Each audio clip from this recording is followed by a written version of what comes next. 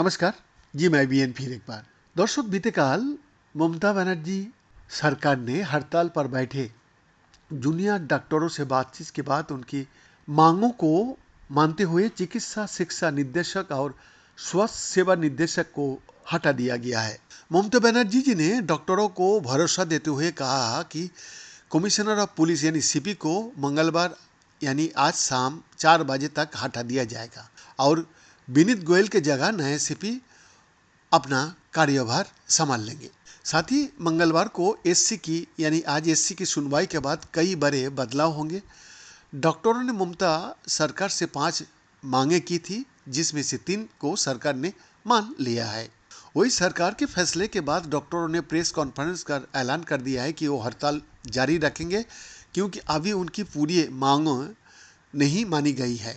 मुख्यमंत्री ने कहा कि कोलकाता पुलिस का उपयुक्त उत्तर को भी हटा दिया जाएगा, जिनके खिलाफ पीड़ित परिवार ने रिश्वतखोरी का आरोप लगाया था। जूनियर डॉक्टरों की मांग को देखते हुए कोलकाता पुलिस कमिश्नर विनीत कुमार गोयल ने बैठक में कहा कि वो इस्तीफा देने के लिए तैयार है। शाम 4 बजे विनीत नए सीपी को जिम्मेदारी सौंप देंगे। मुख्यमंत्री ने कहा कि बैठक सकारात्मक रही और सरकार ने डॉक्टरों द्वारा रखी गई 5 मांगों में से 3 को स्वीकार कर लिया है तथा जूनियर डॉक्टरों का ये रिक्वेस्ट रखा गया जो वो लोग काम पे आ जाए यानी लौटे। उन्होंने कहा, मैंने आंदोलनकारी डॉक्टरों से काम पर लौटने की अपील की है, क्योंकि उनकी 5 में से 3 मांगों मान ली गई है। प्रदर्शनकारी डॉक्टरों के खिलाफ कोई दंडात्मक कार्रवाई नहीं की जाएगी। वही ममता बनर्जी सरकार ने स्वास्थ्य क्षेत्र के बुनियादी ढांचे से संबंधित सभी मामले की सुनवाई के लिए मुख्य सचिव के नेतृत्व में एक समिति का गठन किया गया और कहा कि हमने डिप्टी कमिश्नर उत्तर को भी हटाने का फैसला किया है। बैठक के मिनट्स पर सीएम 42 जूनियर डॉक्टरों ने सिग्नेचर किए और हमारी ओर से सीएम ने हस्ताक्षर किए। मैं उन्हें बैठक में आने के लिए बधाई देता चाहता हूं। उन्होंने अपनी 5 सूत्री मांगों रखी थी, जिसमें से सरकार ने 3 मांगों को मान लिया है। इससे पहले ममता बनर्जी ने कोलकाता कांड को लेकर विरोध प्रदर्शन कर रहे जूनियर डॉक्टरों ने सोमवार को मुलाकात की थी।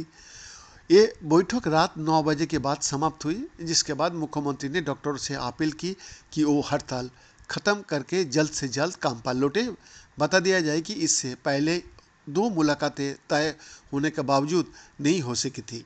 वही कोलकाता पुलिस कमिश्नर को हटाने की सीएम की घोषणा के बाद प्रदर्शनकारी डॉक्टरों ने जश्न मना रहा है।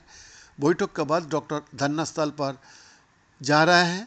उम्मीद है कि वो जीबी पहुंचने के बाद बैठक करेंगे और अपनी अगले कदम के बारे में जानकारी देंगे। साथ ही डॉक्टरों ने मुख्यमंत्री को काम पर लौटने की अपील पर भी अभी कोई प्रतिक्रिया भी नहीं दी है।